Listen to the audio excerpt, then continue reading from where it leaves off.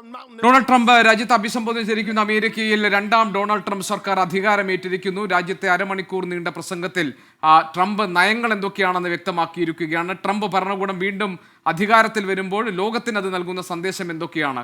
വിദേശകാര്യ വിദഗ്ധൻ Shri P J Vincent നമ്മളോടൊപ്പം ഉണ്ട് ടെലിഫോൺ ലൈനിൽ. ശ്രീ പി ജെ വിൻസെന്റ്, ട്രംപിന്റെ പ്രസംഗം ഇപ്പോൾ അവസാനിച്ചതേ ഉള്ളൂ. എന്താണ് ട്രംപിന്റെ നയം താങ്കൾക്ക് വ്യക്തമാകുന്നത്? ഇത് ലോകത്തിന് ഈ രണ്ടാം ട്രംപ് ഭരണകൂടം നൽകുന്ന സന്ദേശം എന്താണ്? ട്രംപ് അദ്ദേഹം തെരഞ്ഞെടുപ്പിന്റെ ഭാഗമായി പറഞ്ഞതിൽ നിന്ന് വ്യത്യസ്തമായ ഒന്നും അദ്ദേഹത്തിന്റെ അധികാരാരോഹണ വേളയിലും പറഞ്ഞിട്ടില്ല. അദ്ദേഹം മുന്നോട്ട് വെച്ച ആശയങ്ങളെ തന്നെ അദ്ദേഹം വീണ്ടും ആവർത്തിക്കുകയായിരുന്നു. അമേരിക്കയെ വീണ്ടും മഹത്തായ രാജ്യം, to make America great again. അതുപോലെ അഭയാർത്ഥികളെ, കുടിയേറ്റക്കാരെ മുഴുവനും പുറത്താക്കും. അത് മെക്സിക്കൻ അതിർത്തിയിൽ അദ്ദേഹം അടിയന്തരാവസ്ഥ പ്രഖ്യാപിച്ചിരിക്കുന്നു. നേരത്തെ സൂചിപ്പിച്ചതുപോലെ അദ്ദേഹം പനാമ കരാറിന്റെ നിയന്ത്രണം ഏറ്റെടുക്കുമെന്ന് പറഞ്ഞു. ആ കാര്യവും വളരെ കൃത്യമായി അദ്ദേഹം സൂചിപ്പിക്കുകയുണ്ടായി. പക്ഷേ ഒരു കാര്യത്തിലുള്ള ഒരു പ്രയാസം, ഒരു അധികാരം ഏറ്റെടുക്കുന്ന ഇത്തരം വേളയിൽ അധികാരം ഒഴിഞ്ഞു പോകുന്ന പ്രസിഡന്റും വൈസ് പ്രസിഡന്റിനെയും ഒക്കെ അവിടെ ഇരുത്തിക്കൊണ്ട് ഒരു തെരഞ്ഞെടുപ്പ് പ്രചരണത്തിൽ എതിരാളികൾക്കെതിരെ ആരോപണം ഉന്നയിക്കുന്ന രൂപത്തിൽ സുദീർഘമായ ഒരു പ്രഭാഷണം നടത്തി എന്നുള്ളത് യഥാർത്ഥത്തിൽ ഒരു നയതന്ത്ര സമീപനമല്ല. കാരണം അദ്ദേഹത്തിന്റെ പ്രസിഡന്റ് കാലം ആരംഭിക്കുകയാണ്. സ്വാഭാവികമായിട്ടും എല്ലാ വിഭാഗങ്ങളെയും, ഭരണപക്ഷത്തെ, പ്രതിപക്ഷത്തെ, മറ്റിതര വിഭാഗങ്ങളെയൊക്കെ കൂട്ടിയോജിപ്പിച്ച് കൊണ്ടുപോകുന്നു എന്ന ഒരു സന്ദേശം നൽകിയിരുന്നെങ്കിൽ കുറച്ചുകൂടി നന്നാകുമായിരുന്നു. പക്ഷേ ട്രംപിന്റെ സ്റ്റൈൽ അങ്ങനെയല്ല എന്നതുകൊണ്ട് അത്തരത്തിൽ പ്രതീക്ഷിക്കുന്നതിൽ പോലും അർത്ഥമില്ല. പിന്നെ അദ്ദേഹത്തിന്റെ ഒരു നവയാഥാസ്ഥിക നയങ്ങൾ അരക്കെട്ടുറപ്പിക്കുന്ന വിധം അദ്ദേഹം ഉറപ്പിക്കുകയുണ്ടായി. അക്കാര്യത്തിൽ ആണും പെണ്ണും എന്ന രണ്ട് വർഗം മാത്രം എന്ന് അസന്നിഗ്ധമായി അദ്ദേഹം പ്രഖ്യാപിച്ചു. ട്രാൻസ്ജെൻഡറുകളെ കൊണ്ടുള്ള അദ്ദേഹത്തിന്റെ സമീപനം ഇതുതന്നെയായിരുന്നു.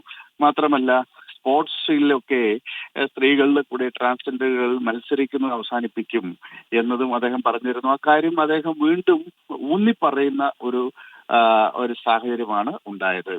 അപ്പം ഇതുപോലെ തന്നെയാണ് സ്ത്രീ അവകാശങ്ങളെ സംബന്ധിച്ചും അബോർഷൻ സംബന്ധിച്ചുള്ള അവകാശങ്ങൾ. ഇക്കാര്യത്തിലൊക്കെ തികച്ചും യാഥാസ്ഥികമായ നയമാണ് ട്രംപ് സ്വീകരിച്ചത്. ആ കാര്യങ്ങളെല്ലാം ഒരിക്കൽ കൂടി ആവർത്തിച്ചു പറഞ്ഞു. പിന്നെ ഇത്തവണ തെരഞ്ഞെടുപ്പ് പ്രചരണ രംഗത്ത് അദ്ദേഹം മുന്നോട്ട് വെച്ച ആശയങ്ങളിൽ നിന്ന് വ്യത്യസ്തമായി ഒരുപക്ഷെ അദ്ദേഹത്തിന് മുസ്ലിം വിഭാഗത്തിന്റെ വോട്ട് കിട്ടിയിട്ടുണ്ട്, ഹിസ്പാനിക്കുകളുടെ വോട്ട് കിട്ടിയിട്ടുണ്ട്, കറുത്ത വർഗ്ഗക്കാരുടെ വോട്ടിന്റെ ശതമാനത്തിൽ അദ്ദേഹത്തിന് വർധനമുണ്ടായിട്ടുണ്ട്.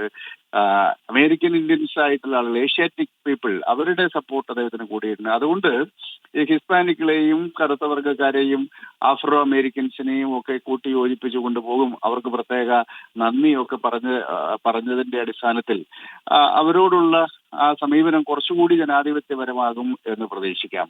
അപ്പോൾ ചുരുക്കത്തിൽ അമേരിക്ക അതിന്റെ ക്ലാസിക്കൽ കാലഘട്ടത്തിൽ പിന്തുടർന്ന സാമ്രാജ്യത്വ അധീശത്വ നയത്തിലേക്ക് പോകും എന്ന കൃത്യമായ പ്രഖ്യാപനമാണ് ട്രംപിന്റെ ഇന്നത്തെ പ്രസിഡന്റ് പദവി ഏറ്റെടുത്തുകൊണ്ട് അദ്ദേഹത്തിന്റെ അഭിസംബോധന.